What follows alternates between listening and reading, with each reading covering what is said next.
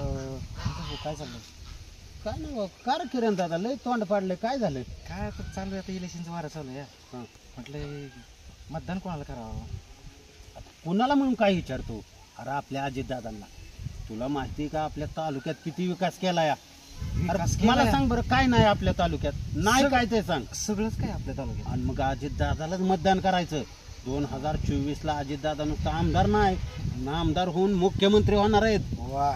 आणि मुख्यमंत्री झालं ना, बघ गाड्या, तू एवढं शिक्षण केलंय ना, नक्कीच दादा तुला कुठं नाही कुठं चिटकेल त्याला. मग आता माझं मतदान दादालाच असणार. बघा, आमचा किरण दादा हुशार झालाय, कारण किरण दादाचं शिक्षण बी भरपूर झालेलं आहे. आणि आमचे अजित दादा का मुख्यमंत्री झालं, किरण दादा सुद्धा आमचा कुठतरी नोकरीला लागणार. तुझं मतदान कोणाला? दादाला.